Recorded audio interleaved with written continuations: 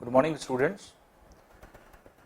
देखिए, हम लोग का चैप्टर एनवायरनमेंट जो हम लोग पढ़ रहे थे वो तो कंप्लीट हो गया और उसके बाद अब हम लोगों को बुक की एक्सरसाइज करना है। एक्सरसाइज उसकी कैसे होगी या किस तरह से हम लोग करेंगे।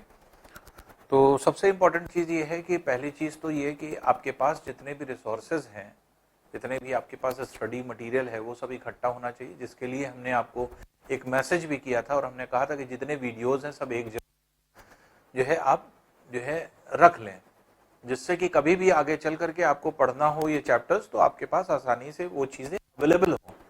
तो अवेलेबिलिटी के लिए आपको ये होना ज़रूरी है। तो इसलिए कोशिश ये करिए कि जितने भी के तरह के जो भी आपके पास मटेरियल पहुंच रहा है इसको आप किसी भी तरह से जो है, चाहे तो कंप्यूटर पे, चाहे जो है आपके एक तरह से लैपटॉप पे या मोबाइल पे, फिर पेन ड्राइव पे, जहां कहीं भी आप स्टोर कर सकते हैं। इवन मेल पर भी अगर आप डाल दें, आपके पास कोई जगह नहीं है तो सारे वीडियोस मेल पे डाल दीजिए, मेल पे हमेशा पड़े रहेंगे। तो वो जो है आपके एक तरह से इस तरह से हो जाएंगे कि कोई भी भाई किसी भी घर के पर्सन का मेल ले लीजिए और उसी घर के पर्सन को मेल कर दीजिए, तो वो हमेशा वहां पड़ा रहेगा। आपको निकालना होगा तब आप जो है वहां से निकाल सकते हैं। तो ये है आपके तरीका उसको जो है बचा करके रखने का। तो पहली चीज ये कि जैसे जो हम लोग चैप्टर कंप्लीट कर चुके हैं वो अच्छे से डिटेल वे में पढ़ चुके हैं। अब ये है कि उन्हीं डिटेल वे से पढ़ी हुई चीजों को कैसे एक्सप्रेस करें in the form of question answers. Question answers क्या हैं, फिर या जो भी आपसे पूछा जा रहा है उसको हम कैसे जवाब दें, उसका आंसर हम कैसे करेंगे, वही लोग देखने जा रहे हैं यहाँ पे। तो अगर हम देखें तो जो पहला क्वेश्चन है हम लोगों का, एक्सरसाइज जो आपको दी गई है, उस एक्सरसाइज में जो पहला क्वेश्चन है वो है what is an ecosystem. Second है what do you mean by natural environment.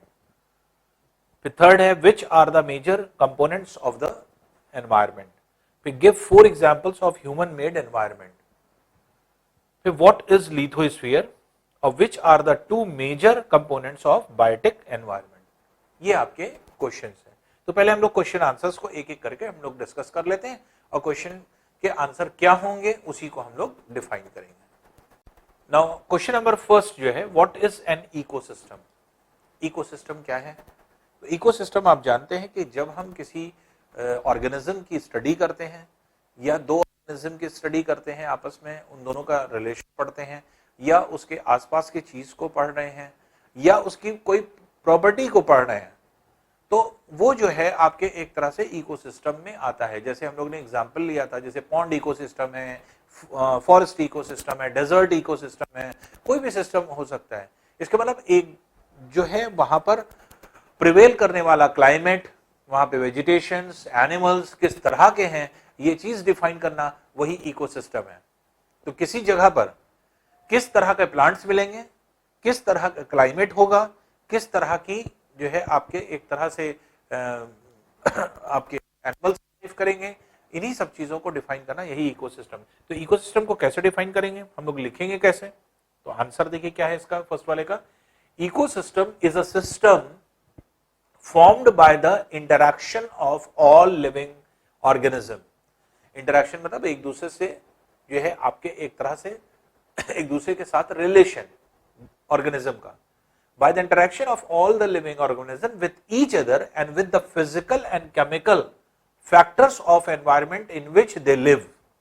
Physical और केमिकल मीन्स क्यों कहा जा रहा है फैक्टर?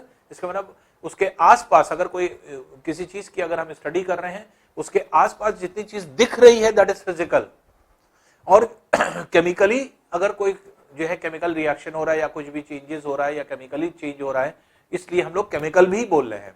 क्योंकि जैसे कोई भी जो है आपके प्रोसेस हो सकता है, जैसे मान लीजिए फोटोसिंथेसिस है, प्लांट्स में फोटोसिंथेसिस हो रहा है, वो भी एक केमिकल रिएक्शन है। तो इस तरह से फिजिकल और chemical factor of the environment in which they live all linked by transfer of energy and material.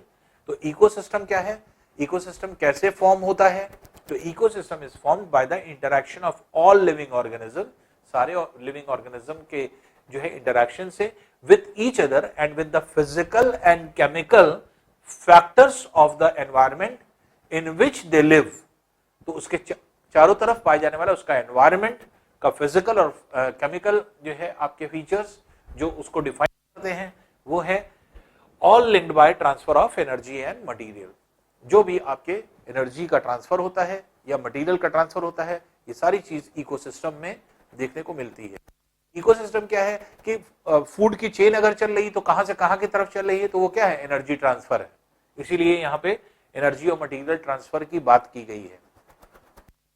Now question number 4 है, give 4 examples of human made environment. Human ने जो एनवायरनमेंट बनाया वो किस तरह का बनाया। अभी ह्यूमन ने देखिए बहुत सारी चीजें बनाई, जैसे मान लीजिए कि ऑटोमोबाइल बना लिया, कार है, बाइक है, ये सारी चीजें हैं। अब इससे क्या कर रहा है, वो पॉल्यूशन कर रहा है। तो क्या एयर वही रही? एयर को हमने पॉल्यूट कर दिया, वो नहीं रही। लेकिन जो है आपके अपने इजी अपने काम को आसान बनाने के लिए उसने कार बना लिया, भले ही वो नेचुरल फिनोमेना को इफेक्ट कर रहा हो। दूसरी इंपॉर्टेंट चीज, जैसे मान लीजिए कि आपके एक तरह से व्हील का इन्वेंशन हो गया। जब व्हील का इन्वेंशन हो गया तो उसको किसको हेल्प मिला? तो हेल्प मिला आपको जो है आपके रिलेशन, ट्रेड को जो है आपके एक तरह से जो है आपके हेल्प मिली। तो यहां पर ट्रांसपोर्टेशन में हेल्प मिली व्हील के कॉम्बिनेशन से। तो व्हील जो था उसने जो है आपके एक तरह से हमने कहा कि ये जो है आपके एक तरह से व्हील ने जो है आपके फास्ट किया लाइफ को, ट्रांसपोर्टेशन को फास्ट किया और ट्रेड को जो है डेवलप किया। तो इस तरह से अगर हम देखें तो क्या क्या चीजें बनाई गई या किस तरह की चीजें बनाई गई, उसका एग्जाम्पल क्या क्या क्या लिखेंगे। 4 examples of human made environment are polluted air by automobiles, invention of wheel for transportation, industries for trade and farming techniques for cropping। तो ये 4 चीजें कहा था, 4 चीजें हम लोग ने एक्सप्लेन कर दी। तो हम लोग ने कार बनाया जिससे पॉल्यूट कर दिया, पॉल्यूशन कर दिया एयर में, तो ऑटोमोबाइल का जो है वो बनाया। फिर इन्वेंशन ऑफ व्हील हो गया जिससे ट्रांसपोर्टेशन के लिए बनाया गया। फिर इसके बाद इंडस्ट्री जो है आपके बनाई गई ट्रेड के लिए, व्यापार के लिए। और फिर फार्मिंग टेक्निक्स बनाई गई फॉर। तो ये सब क्या है, ये ह्यूमन मेड एनवायरनमेंट है, मतलब ह्यूमन ने इसको बनाया है। तो जिन चीजों को ह्यूमन ने बनाया है वो ह्यूमन मेड एनवायरनमेंट के फॉर्म में आता है। क्वेश्चन नंबर 5 है, व्हाट इज लिथोस्फीयर। लिथोस्फीयर हमने आपको बताया था, लिथो मीन्स रॉक्स, स्फीयर मतलब रीजन ऑफ रॉक्स।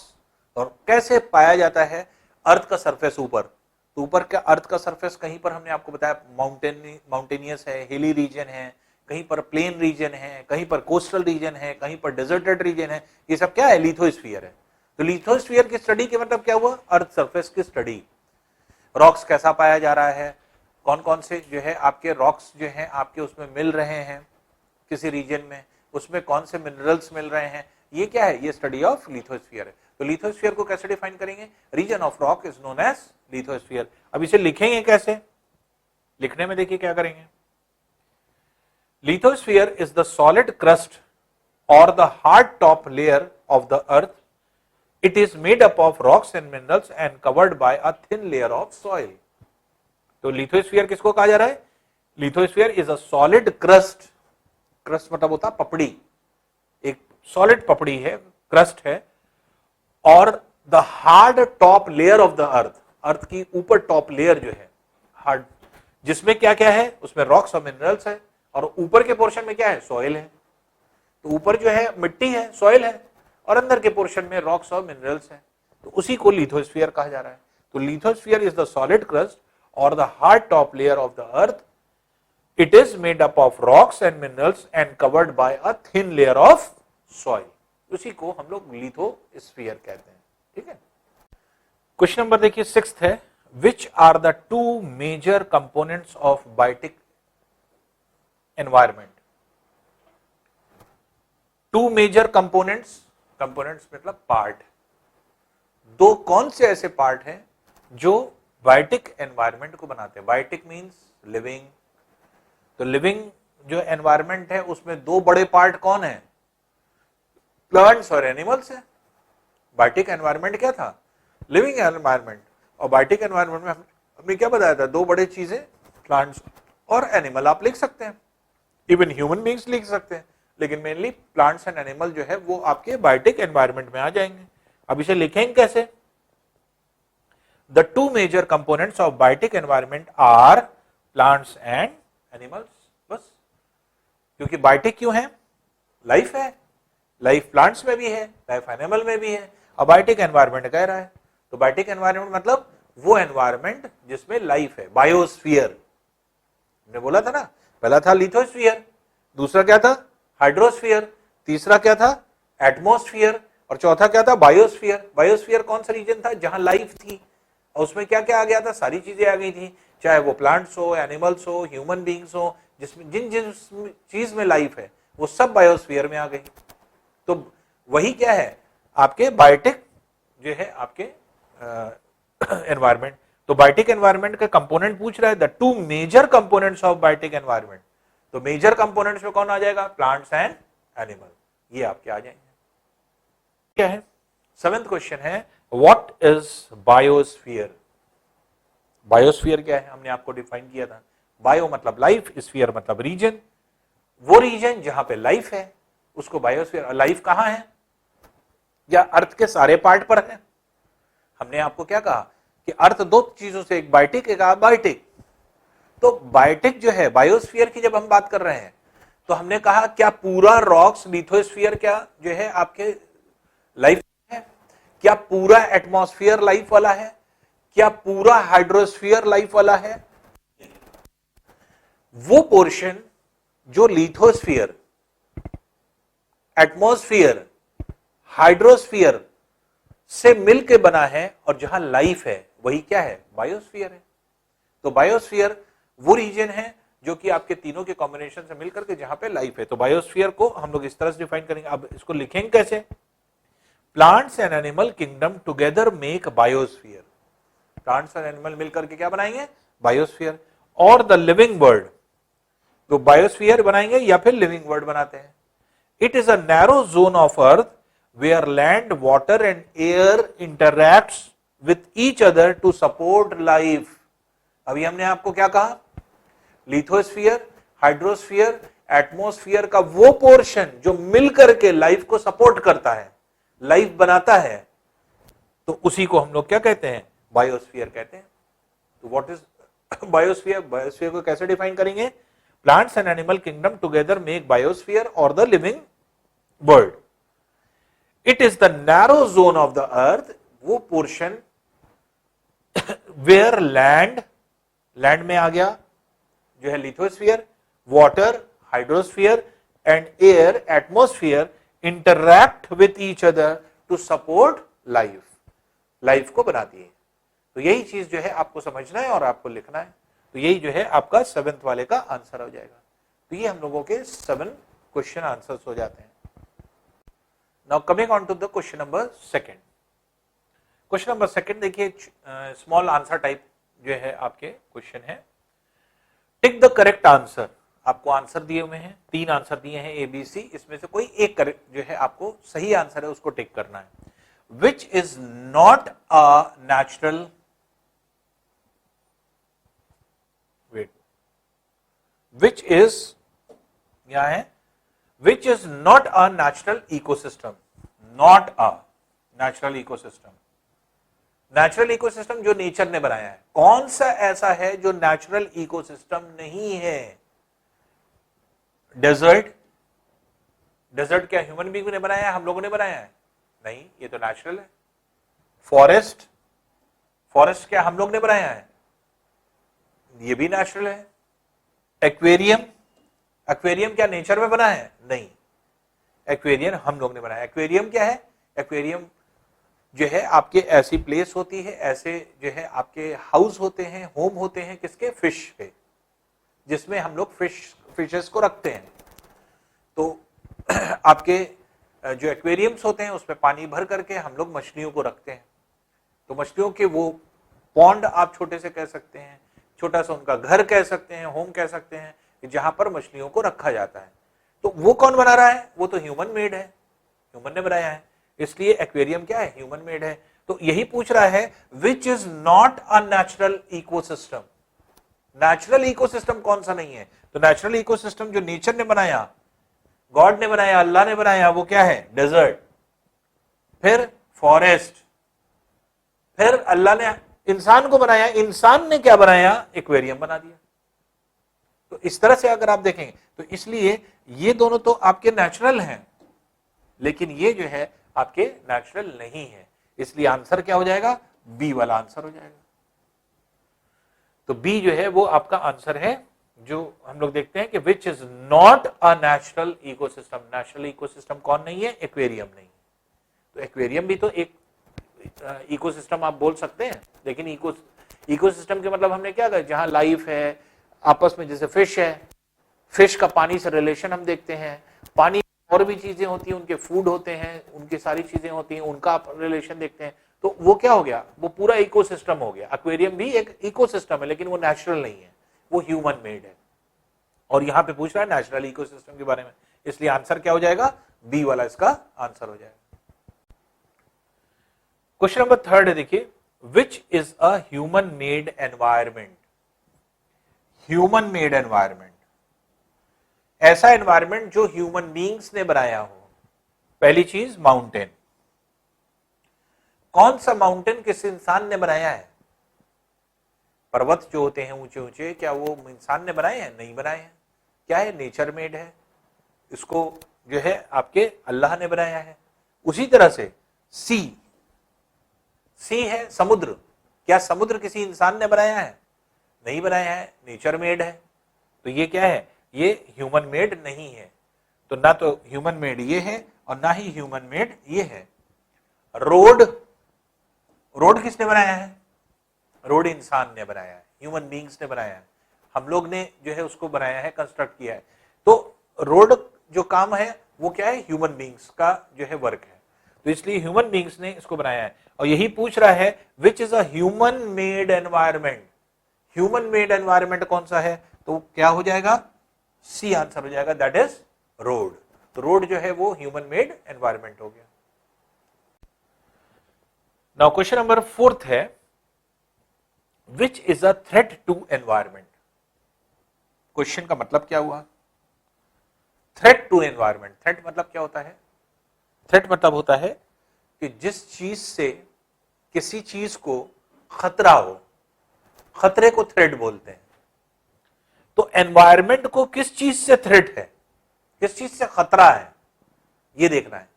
तो पूरे एनवायरमेंट को किस चीज से खतरा है, थ्रेट किससे है? तो which is a threat to environment.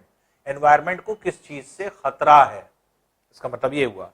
अब देखिए, ग्रोइंग प्लांट्स जो ग्रो कर रहे हैं वो क्या एनवायरमेंट को किसी तरह का थ्रेट देते हैं? कोई कुछ नुकसान पहुंचा सकते हैं, या एनवायरमेंट को बर्बाद कर सकते हैं, या एनवायरमेंट को जो है आपके एक तरह से डिस्ट्रक्ट कर सकते हैं। तो क्या किसी तरह का थ्रेट है? तो थ्रेट किसी तरह का नहीं है एनवायरमेंट को। ग्रोइंग क्रॉप्स, जो हम लोग फार्मिंग कर रहे हैं, क्रॉप्स जो है उगा रहे हैं, तो ये क्रॉप्स जो उग रहे हैं क्या ये थ्रेट है एनवायरमेंट के लिए? क्या उससे कोई एयर पॉल्यूट हो रही है? क्या इससे कोई सॉइल पॉल्यूट हो रहा है? क्या हम इससे जो है ह्यूमन बींग्स के लिए ये कोई जो है बैड इफेक्ट आ रहा है? तो क्रॉप अगर हम लोग उगा रहे हैं, ऐसा कुछ नहीं है, थ्रेट एनवायरमेंट के लिए नहीं है। ग्रोइंग पॉपुलेशन बहुत तेजी से बढ़ती जा रही है, क्या ये थ्रेट हो सकता है? बिल्कुल हो सकता है। क्यों नहीं? क्यों, कैसे हो सकता है? एनवायरमेंट के लिए थ्रेट क्या है? हम जब बहुत ज्यादा जो है आपके एक तरह से क्वांटिटी में होते चले जाएंगे, नंबर्स में होते चले जाएंगे, तो जब ज्यादा क्वांटिटी में होते चले जाएंगे हमें प्रॉब्लम्स बढ़ती चली जाएंगी। जब हमें प्रॉब्लम्स बढ़ती जाएंगी तो किसी स्पेसिफिक प्रॉब्लम को हम कम से कम टाइम दे पाएंगे, क्योंकि हमारे पास प्रॉब्लम के भंडार रहेंगे। अब किसी के पास अगर 2 प्रॉब्लम है, उसको सिर्फ 2 प्रॉब्लम सॉल्व करना है, और किसी के पास 50 प्रॉब्लम है, उसको 50 प्रॉब्लम सॉल्व करना है। तो जो 50 प्रॉब्लम सॉल्व करेगा तो उसके लिए क्या एफिशिएंसी रहेगी? नहीं रहेगी। पॉपुलेशन बहुत ज्यादा बढ़ गई, पॉपुलेशन बढ़ गई तो कोई कुछ भी कर रहा है एनवायरमेंट को, कोई एयर को पॉल्यूट कर रहा है, कोई सॉइल को पॉल्यूट कर रहा है, वाटर को पॉल्यूट कर रहा है। आप किसको रोकेंगे? नहीं रोक पा रहे। तो ग्रोइंग पॉपुलेशन जो है वो एक थ्रेट है टू एनवायरमेंट, एनवायरमेंट के लिए थ्रेट आप मान सकते हैं। तो ये क्या है? तो इसका आंसर क्या हो जाएगा? बी वाला हो जाएगा। क्यों? क्योंकि प्लांट्स के ग्रो करने से एनवायरमेंट पे कोई फर्क नहीं पड़ेगा, उसको कोई नुकसान नहीं होगा। थ्रेट मतलब नुकसान, तो कोई नुकसान नहीं होने वाला प्लांट्स के जो है ग्रो करने से, क्रॉप्स के ग्रो करने से कोई नुकसान नहीं होने वाला। लेकिन इंसान के ग्रो करने से, पॉपुलेशन के ग्रो करने से जो है आपके एनवायरमेंट को नुकसान हो रहा है, जो हम लोग देख रहे हैं। तो जितना भी आप देखते हैं पॉल्यूशन हम लोग बात करते हैं, फिर ग्लोबल वार्मिंग की बात करते हैं, ये सब किसने किया है? ये सब ह्यूमन बीइंग्स ने किया है, हम लोग ने किया है। तो हम लोग ने एनवायरमेंट को थ्रेट दिया है। तो ये थ्रेट जो है एनवायरमेंट को किससे मिल रही है? ग्रोइंग पॉपुलेशन से। तो इसलिए इसका आंसर क्या हो जाएगा? बी वाला इसका आंसर हो जाएगा। क्वेश्चन नंबर 3 है, देखिए मैच द फॉलोइंग। कुछ चीजें आपको दी गई हैं, उसको हम लोगों को यहां पर देखना है किससे वो मैच कर रहा है। पहले हम लोग यहां देख लें क्या क्या दिया है। Blanket of air which surrounds the earth, earth को सराउंड करने वाली blanket. Domain of water, water का पूरा जो है आपके एक तरह से जो वाटर को बनाता है, जैसे ओशन है, वो पूरा डोमेन हो गया। Gravitation force of the earth, earth की ग्रेविटेशनल पुल जो लगती है, जमीन जो खींचती है हम लोगों को। अवर सराउंडिंग्स, एनवायरमेंट हमारा। Narrow zone where land and water and air interact, जहां पर ऐसा नैरो जोन जहां पे लैंड, वाटर, एयर इंटरैक्ट करती है, मिलती है। Relation between the organism and their surrounding, organism और उसके सराउंडिंग के बीच का रिलेशन, ये आपके इसमें दिया है। अब इसको हम लोग देखेंगे कि कौन किससे मैच करता है। बायोस्फीयर, बायोस्फीयर क्या है? हम लोग ने बताया, पहले बताया हमने, लिथोस्फीयर अलग है, हाइड्रोस्फीयर अलग है, एटमॉस्फेयर अलग है। लेकिन इन तीनों से मिल करके एक ऐसा रीजन है जो तीनों में कॉमन है, तीनों से मिल करके एक ऐसी जगह बनी है जहां पर जीवन है, लाइफ है, वही क्या है? बायोस्फीयर है। तो ये किससे बना हुआ है? ये आपके तीनों के लैंड, वाटर, एयर के इंटरैक्शन से बना है। इसलिए फर्स्ट किससे मैच कर रहा है? ई से। तो 1 जो है वो ई से मैच कर रहा है। एटमॉस्फेयर, एटमॉस्फेयर क्या है? Blanket of air which surrounds the अर्थ। भाई एटमॉस्फेयर क्या है? मिक्सचर ऑफ गैसेस, वो गैसेस जो अर्थ को सराउंड किए हुए हैं। यही कह रहा है कि blanket of air which surrounds the earth. Atmosphere किससे मैच कर रहा है? ए से। तो इसलिए सेकंड का आंसर क्या है? ए। सेकंड ए से मैच कर रहा है। फिर हाइड्रोस्फीयर, हाइड्रोस्फीयर को कैसे हम लोग डिफाइन करेंगे? डोमेन ऑफ वाटर, वाटर का कलेक्शन, जो लार्ज अमाउंट ऑफ वाटर है in the form of oceans, वो क्या है? हाइड्रोस्फीयर को रिप्रेजेंट करेगा। इसलिए थर्ड किसको रिप्रेजेंट कर रहा है? थर्ड पोर्शन जो है आपके किससे मैच कर रहा है? बी से। और एनवायरमेंट, एनवायरमेंट की बात करें तो एनवायरमेंट क्या है? एनवायरमेंट की डेफिनेशन क्या थी कि हम किसी लिविंग ऑर्गेनिज्म के बारे में पढ़ें या किसी दो लिविंग ऑर्गेनिज्म के रिलेशन को पढ़ें और उसकी सराउंडिंग के बारे में जाने, वही एनवायरमेंट है।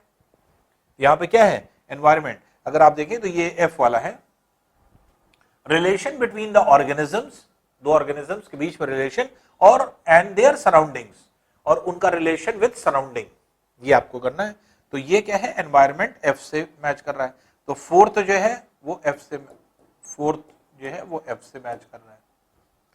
तो फर्स्ट ई से, सेकंड ए से, थर्ड बी से और फोर्थ एफ से। तो ये आपका मैच द फॉलोइंग में हो जाएगा।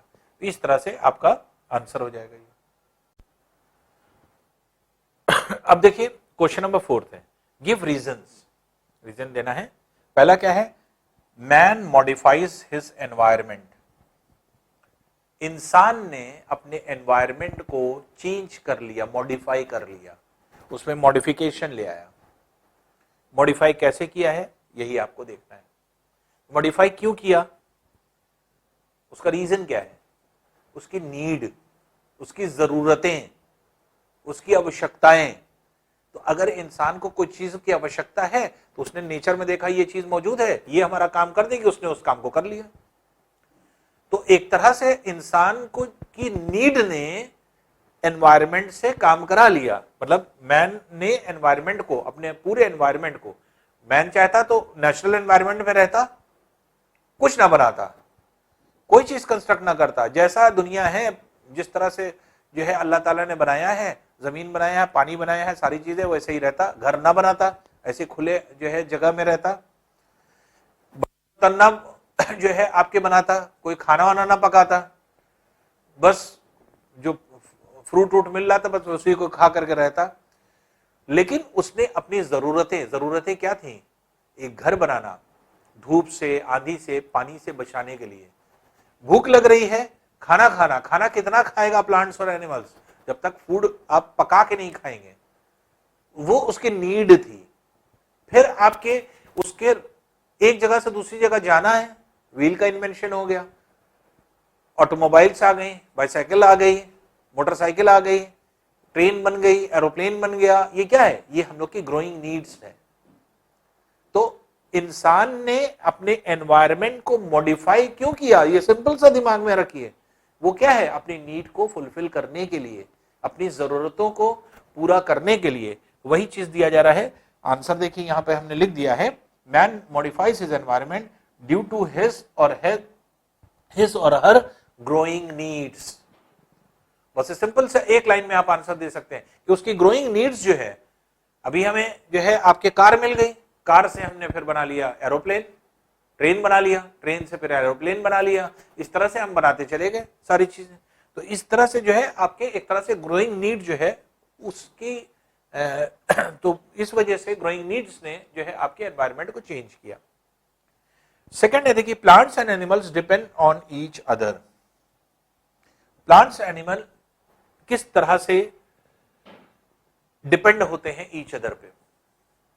प्लांट्स और एनिमल किस तरह से जो है आपके इंटरडिपेंडेंट हैं? तो इंटरडिपेंडेंट इस तरह से देख सकते हैं कि एनिमल्स तो टोटली डायरेक्टली डिपेंडेंट होते हैं। डायरेक्टली डिपेंडेंट कैसे हैं? एनिमल्स बहुत सारे ऐसे हैं जो कि प्लांट्स को खाते ही हैं, फ्रूट्स खाते हैं, प्लांट्स के जो आपके एक तरह से जो ऑक्सीजन लिबरेट होता है वो आपके इनहेल करते हैं। तो एक तरह से एनिमल्स क्या है? पूरी तरह से प्लांट्स पर डिपेंडेंट है। प्लांट्स में भी ऐसा नहीं कि प्लांट्स अपने आप ग्रो कर जाते हैं। एनिमल्स बहुत सारे ऐसे चीजें हैं जहां पे जैसे मान लीजिए कि सीड्स है, सीड्स एक जगह से दूसरी जगह कौन ले जाता है?